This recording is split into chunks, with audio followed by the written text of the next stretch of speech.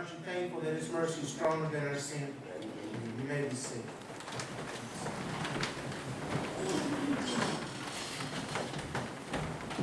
When we celebrate communion, we are commemorating the death, the burial, and the resurrection of Jesus that brings us salvation. The elements that we share today, the unleavened bread and the juice, are symbols of what Jesus has done. The unleavened bread demonstrates the pure life that Jesus lived, that His body was pure, that it was broken for us, just as that unleavened bread is broken into pieces. So Jesus' body was broken for us so that we would have salvation. The juice is the symbol of Jesus' blood that was given for us, the sign that of a new covenant. Not one where we try to earn salvation by doing enough good things or obeying the law, but rather one where grace is given far above our sin. But we call this communion, and that goes deeper than just worshiping together and just expressing our gratitude for what Jesus has done. Communion is celebrating living in Jesus Christ. That's what that word means. To commune means to live with somebody. In John 15, verse 5, we read this: I am the vine, and you are the branches. The one who remains in me, and I in him, produces much fruit, because you can do nothing without me. So as we celebrate communion this morning, we are celebrating living in Jesus and how that life in Him changes us and we produce fruit. Fruit of worship, a fruit of repentance, the fruit of the Spirit. That's a change of character. So that the output of our lives, what we look like today, is different because of Jesus Christ. We are now a living demonstration of God's power in us, His mercy, His grace that transforms us and changes us. And so when we celebrate communion today, we can also look at what Jesus' character was like and how He's working that out in us. And today, the passage that God led us to is one that I believe that exemplifies Jesus' character. It's so brilliant. It's in John chapter 13. If you will, stand as if you're able to give honor to God's holy and infallible word. John 13, we'll read verses 1 to 15. Before the Passover festival, Jesus knew that His hour had come to depart from this world to the Father. Having loved His own who were in the world, He loved them to the end. Now by the time of supper, the devil had already put it into the heart of Judas, Simon Iscariot's son, to betray Him. Jesus knew that the Father had given everything into His hands, that He had come from God, and that He was going back to God. So He got up from the supper, laid aside His robe, took a towel and tied it around Himself. Next He poured water into a basin and began to wash the disciples' feet, and to dry them with a towel tied around Him. He came to Simon Peter, who asked Him, Lord, are you going to wash my feet? Jesus answered him, what I'm doing you don't understand now, but afterward you will know. You will never wash my feet, ever, Peter said. Jesus replied, if I don't wash you, you have no part with me. Simon Peter said to Him, Lord, not only my feet, but also my hands and my head. The one who is bathed, Jesus told him, doesn't need to wash anything except his feet, but he is completely clean. You are clean, but not all of them. For He knew who would betray Him. That's why He said, you are not all clean. When Jesus had washed their feet and put on His robe, He reclined again and said to them, do you know what I have done for you? You call me teacher and Lord. This is well said, for I am. So if I, your Lord and teacher, have washed your feet, you also ought to wash one another's feet. For I have given you an example that you also should do just as I have done for you. Will you pray with me, please? Heavenly Father, we thank you for this beautiful example, this picture of Jesus' character, His heart, and what you're doing in us as well. We thank you, Lord Jesus, you stepped down from your throne so that we could know you. Today, Lord, as we continue our celebration of who you are, the celebration of living in you, we're asking that you make alive to us again that beautiful heart that you have. As you work in us and change us, you help us to renounce anything that is displeasing to you. Instead, Lord Jesus, that you help us to live and pursue holiness, to live a life that's pleasing, a life that's serving and loving and helping. We thank you, Lord Jesus, for your beautiful generosity to us. Help us also, Lord Jesus, to live for you. We love you. It's your beautiful name that we pray. In agreement, please say amen. Amen. May we see, thank you for stating the honor of God's holy name. When we look at our passage, the thing that should jump out to us is that Jesus humbled himself. Again, in verse 4, we see, so now he got up from supper, laid aside his robe, took a towel, tied it around himself. Then she poured water into a basin and began to wash the disciples' feet, and to dry them with the towel tied around them. How many of you have a chore at home that you absolutely hate having to do? There's something, oh my goodness, you hate doing it, and if it were possible, you would ask somebody else to do it instead.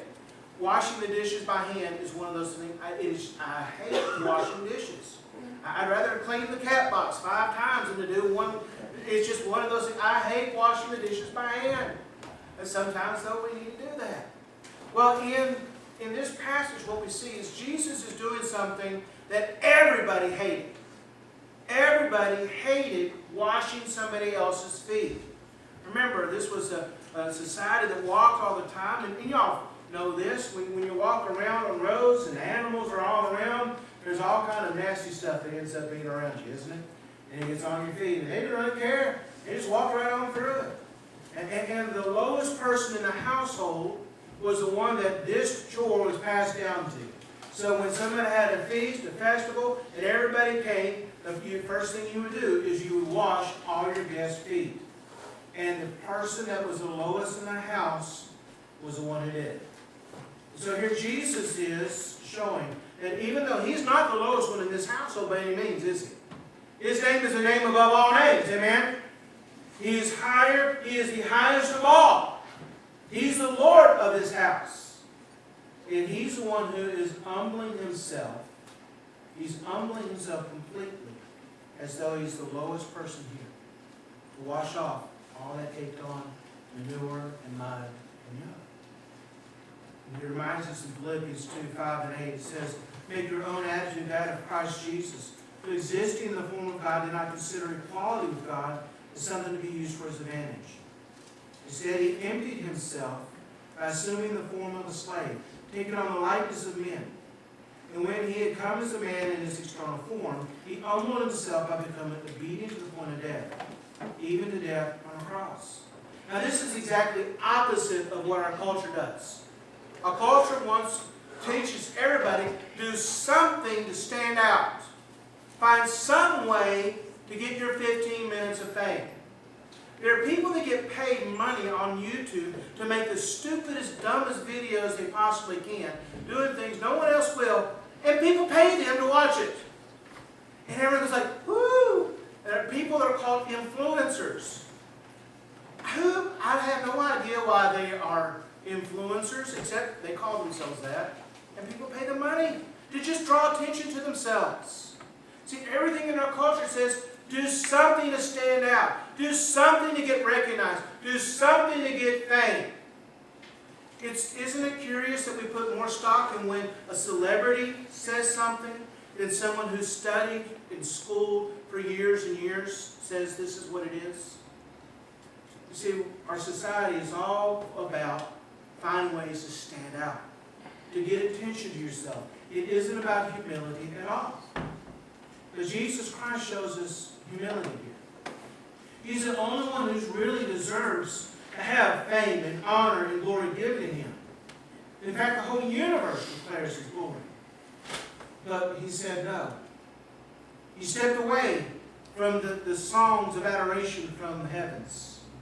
He stepped away from people serving everything he could have possibly need. He stepped away from his heavenly throne to wash manure off of his disciples' feet. Imagine that. He did the thing that no one else would want to do. But even more so, he allowed himself to be blasphemed, tortured, spat upon, crushed for something he never did. Your sin and my sin. What a beautiful Savior we have, isn't it? In John 13, in verse 13, we see this. You call me teacher and Lord. And that is well said, for I am. So if I, your Lord and teacher, have washed your feet, you also ought to wash one another's feet. For I've given you an example that you also should do just as I've done for you. If we're divided in Christ, we live in Him, have communion with Him, humility will be part of our character. That's a deliberate choice, because what our sinful, our self-interest wants to do is do everything it can to get what I want. But Jesus teaches us it isn't about me. It's about others. To humble ourselves and to let Him be the one that exalts us in due time. To serve. We also see here in this that while we're pursuing holiness and praise of our Heavenly Father, Jesus also served those who misunderstood. Now, the disciples were all the time getting it wrong. Have you noticed that? All the time ended up not getting what Jesus was saying. And here we see another example of that. Verse 6. He came to Simon Peter who asked him, Lord, are you going to wash my feet? Jesus answered, what I'm doing, you don't understand now, but afterward you will know. You will never wash my feet, ever. Peter said, Jesus replied, if I don't wash you, you have no part with me. Simon Peter said to him, Lord, not only my feet, but also my hands and my head. When it was bathed, Jesus told him, doesn't need to wash anything except his feet. He is completely clean. You are clean, but not all. You ever had someone get really upset with you because they misunderstood something you said? You thought you were perfectly clear, and this person went raging crazy because they thought you insulted them or hurt them in some way when you didn't say anything like it. And if they had just taken the time to listen a little more closely or to ask a question, well, what exactly did you mean by that? And there wouldn't have been a problem. But because of a misunderstanding, they just blow up. How frustrating is that? I mean, really? Isn't that one of the most frustrating things? Jesus is surrounded by people that all the time don't get it. And they don't understand Him. They completely take what He says and stretches it, takes it the wrong way. Those that are His opposition, His enemies, look for any little word He says to twist it and use it against Him. He's surrounded. Listen, sometimes I wonder how Jesus didn't just lose it all the time. Right? But He served those that didn't understand. Jesus was patient with the disciple that was confused. They should have got it by now, right?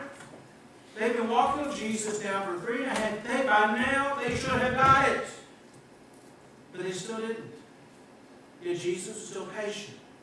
And even though they misunderstood Him, and even though it was frustrating, and even though he had every right to say, you know what, I am done with you, you knucklehead, He still was patient and still served. Sometimes, guys, when we serve other people, we deal with some folks that are real knuckleheads, don't we? I'm one of them sometimes. People that make every wrong decision they possibly can, and you just want to shake, what's the matter with you? And sometimes you just want to say, you know what, you're not worth it. You just want to walk away. But that's not Jesus' heart.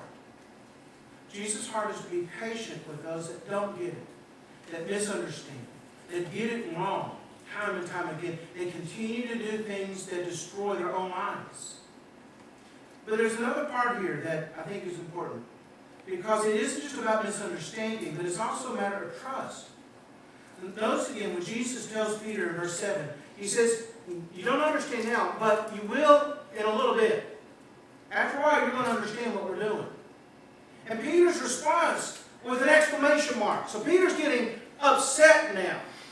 Jesus ain't, just trust me, you'll understand in a minute. And Peter gets upset and says, you'll never wash my feet. Never!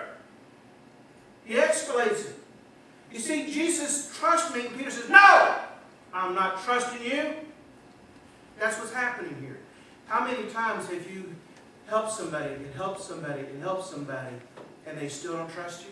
Has that ever happened to anybody? They keep saying things about you that are wrong and those kind of things. What's Jesus' reaction here? He's still being patient.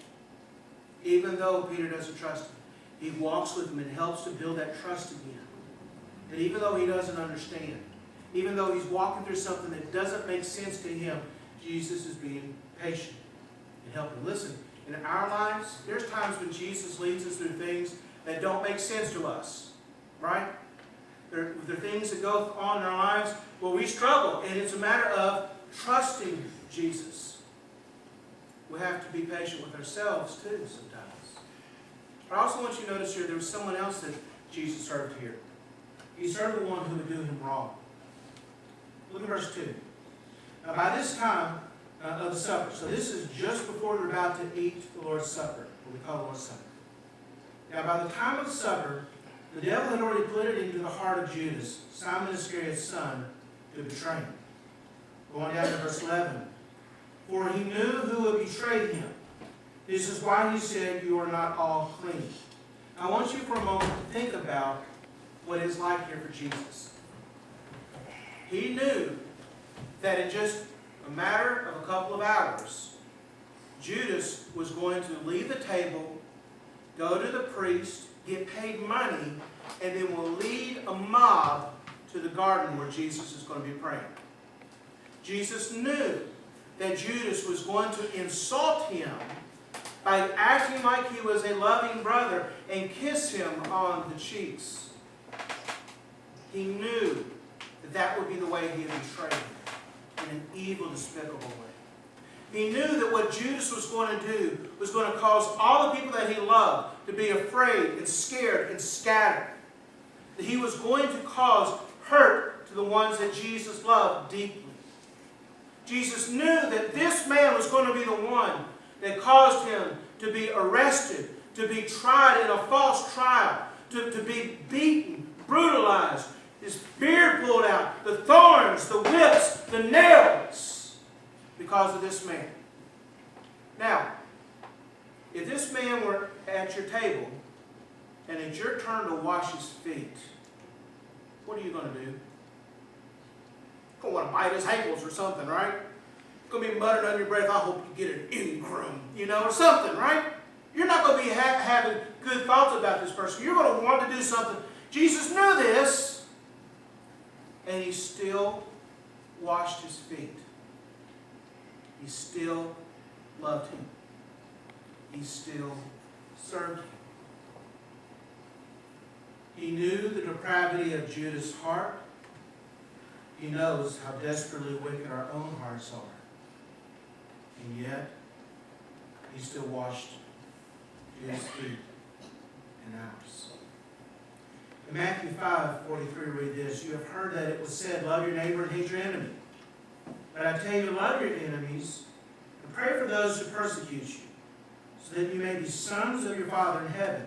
For he causes the sun to rise on the evil and the good, and sends rain on the righteous and the unrighteous. So there's something going on in our culture and our society today that really disturbs me. We no longer have disagreements with people. Somebody says something you don't like. The idea is now they're your enemy, and because they're your enemy, you must destroy them. Have you noticed that? You can't just get in a disagreement and say, you know what, we'll just agree to disagree. No, that's not allowed any longer. You have to go to war because they're your enemy. And I'm not just talking political. There's certainly plenty of that today. And a lot of things that I've seen Christians do on both sides of the political spectrum has been pretty despicable and shameful. Just to be honest. We're not showing love to our enemies. The things people say to those that they disagree with and about is as unchristian as you possibly can get. I see it in religious circles too. Those that are part of this movement really go to war against the people in this movement. There is no discussion. There is no come, let's reason together. That is the heart of our faith, is that we come and we discuss and we learn from one another. But that's not done today. People get angry in the local bodies and will argue and fuss. And they don't just try to talk things out. They feel like they have to destroy somebody because they're the enemy. It's not supposed to be that way. Jesus says we're to love your enemy. And the way that Jesus demonstrated that he loved his enemy, Judas, the one who was about to betray him, was he washed his feet. He humbled himself and served as one that was going to do the most despicable thing you can imagine. He washed his feet. We also are to wash the feet of those we disagree with, those that we consider our enemy. Someone insults your family. I want to get them. No. You wash their feet. Someone tries to steal your job. I'll show them. No. You wash their feet. Somebody promotes LGBT. Well, I want to. No, you wash their feet. Somebody promotes big pharma or climate change or whatever these other things may be. What do? You wash their feet. Somebody throws you in jail for talking about Jesus, like our brothers and sisters are experiencing around the world. You wash their feet. Somebody kills your child, slits their throat in front of you because they're trying to get you to renounce Jesus. You wash their feet.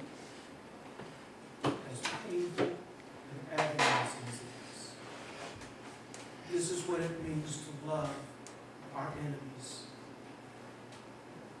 I find it interesting that our brothers and sisters who are being persecuted, when they say, pray, don't pray so much for me, but pray that these hearts will be changed. Pray that good will happen to them so they'll come to Christ. That's our heart as well. Jesus says to love your enemy, to pray, and that means to pray for the good of those who persecute you, that hurt you. Jesus washed the feet of his enemies so much sweet. We see also that he loved everyone that he had there. In verse 1, before the Passover festival, Jesus knew that his hour had come to depart from this world. Having loved his own who were in the world, he loved them to the end. That's the way it is with us too. Now this includes the ones that didn't understand him. He loved them. This includes Judas, who was going to hurt him, and everybody he cared about. He still loved them. He loved them. It says he loved them to the end. 1 John 3:16 says, this is how we've come to know love. He laid down his life for us. We should also lay down our lives for our brothers. See, when we take the bread and the juice in just a moment, we're speaking about communion, and we're making a commitment with it. We're saying, Lord, my body, just as your body was broken to save me, my body is available to love others, even if it means my body must be broken. The juice that is a picture of his blood. As we drink it, we're saying, Lord, your life, let my life be like your life. As it was given for others, so let my life be given for others. We love those around us by giving, by sacrificing, by loving. This isn't just an emotional, it's a commitment. As a church family, we have a commitment to one another. We love each other. Even those moments when we get frustrated with each other, right? We still make that commitment to love. And we won't quit. Just as Jesus loves to the very end. So we as a family, not just here of our Oak Grove family, but our family worldwide, we commit to love each other to the very end. And one last thing. Why was Jesus able to do this? Why was he able to wash his enemies' feet? Why was he able to serve the one who misunderstood him, who didn't trust him? Why was he able to humble himself completely? Why? He trusted the Father's plan. Look in verse 1. Before the Passover festival, Jesus knew that his hour had come to depart from this world to the Father. And he loved his own who were in the world, he loved them to the end. Skip on down to verse 3. Jesus knew that the Father had given everything into his hands, that he had come from God, and that he was going back to God. See, why was Jesus able to do these things? Because he trusted God's plan for him. He knew that the Father would not lead him into things that didn't ultimately help others and serve others. Why is it that we are called to help people that may hurt us? Why is it that we continue to help and serve those that frustrate us, that make us a little bonkers sometimes because we trust God's plan. God's plan for us is good, perfect, and pleasing. And Jeremiah 29:11 tells us that He knows the plans He has for us, the plans to prosper us and do us good, not harm. We trust that as God leads us, He's got it in control. And even though we may not understand, even though we may be Peter there saying, no, you're not going to do this because we don't understand Him, still we say, God, I'll follow. Still, I'll go. Communion means that. Jesus, I trust you to lead my life. Sometimes that means we have to put aside some areas that we kind of secretly like. Those things that we know we're not supposed to do, but we're doing them anyhow. Maybe it means that we are to go where God's calling us, even though we're scared of what that call may be. It means that we serve, not just here on Sundays, but we serve every day that we have. We serve our family, our church family, our community. We serve throughout the world in some way. There may be some that God's calling to go, not just to the store and tell people there, but maybe to go around the world. What's God saying to you today? How are you to commune with Him? Maybe part of God's plan for you today is experience the joy of salvation for the first time. Maybe He's speaking to you and saying, today is the day you receive the gift of salvation from me. If you don't yet know Jesus, perhaps God's plan for you today is to come and bow your knee at this altar and ask Jesus to forgive you of all your sin and to make a commitment to Him. God, I'm going to live for you. You're now in charge, and I'm not. How's Jesus speaking to you today? Brother Lloyd comes and leads us in an invitation song. Let's stand and let's say yes to Jesus.